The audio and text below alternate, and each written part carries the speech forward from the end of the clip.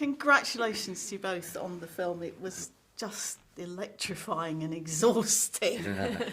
I asked Peter and Ben what they remembered or what they knew about September the 5th before they were asked to be involved in the film.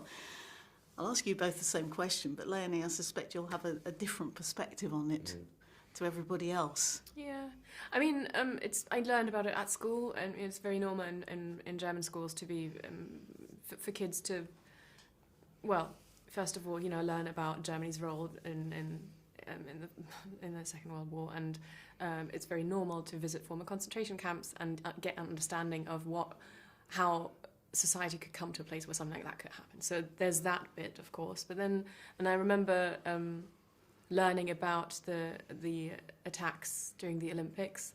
But there were lots of information I didn't have. I didn't know that it was this media spectacle, and I didn't know it lasted for 22 hours. I didn't know the extent to which the German authorities failed. I also didn't know that this was supposed to be sort of a PR makeover for Germany. So all of these aspects I had no idea of.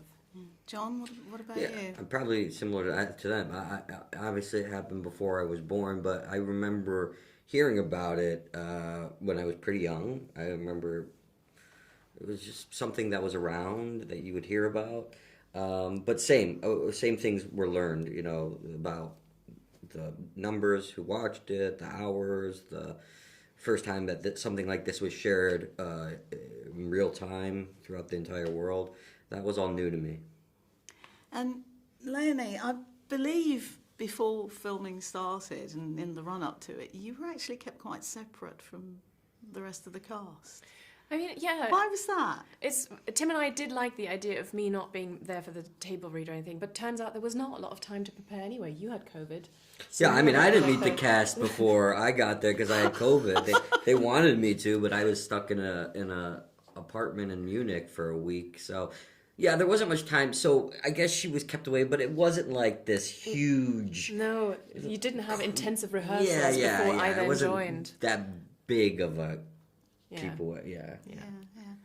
Just thinking about your character, Geoff Mason. Did you actually get to meet him as part of your research? Yeah, we talked a lot. We talked quite a bit. He went over that day with me in detail. We talked about his career up until that point, what led him to Munich on that day.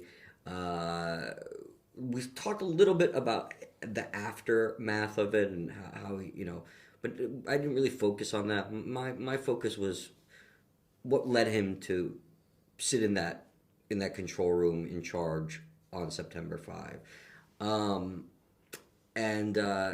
And he was just, he was the reason that this film was written. It was because his memories, that's what inspired Maritz and Tim to write this story. Now, unlike the other characters, your character, Leonie, isn't actually sort of based on one person. It's a sort of amalgam of several people. Mm-hmm. So how did you go about researching that? Or did you actually, say, concentrate more on perhaps her job as an interpreter? Well, I don't know if I would have approached her any differently, because also reading the script and knowing nothing about everyone in that room that day, I would not have been able to tell you who was a real character and who wasn't.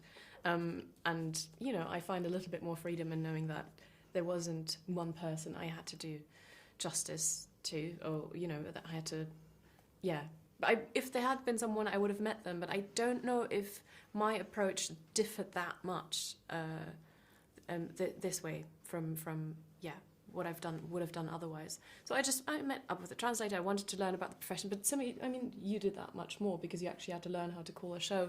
I think because it is a film about people in a workplace, we just needed to get that element right, the work aspect of it. Yeah. Your dialogue actually in the scenes in the control room must have been hell to remember, because you'd be going sort of like 10 minutes, 5 minutes. How on earth do you do that?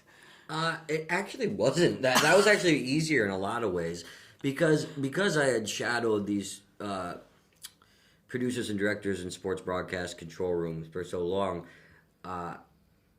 and really it's kind of the way they call a show is really, there's an economy of language. It's very limited, and there's very few things that are said. And in this situation, unlike now where they have hundreds of cameras, they really only have I think we have 3 cameras and then a few graphics monitors. It was like a tech museum with all those sort of push It button, is, button phones. but you just go off of it, and really, we would just look at the footage we had, and then we'd watch what we were going to play, and then we would kind of base the script around that. It wasn't necessarily all written on the page. It was much more organically linked to what I was watching. Yeah. Which is probably the only way to do it, really. Yeah, I think so. Thank you so much for your time. It's been great to talk to you. I wish we'd have had longer, but it's always the way. Sorry. Yeah. And the film, fantastic. Thank you Great. so much. Thank you. Freda. Yeah.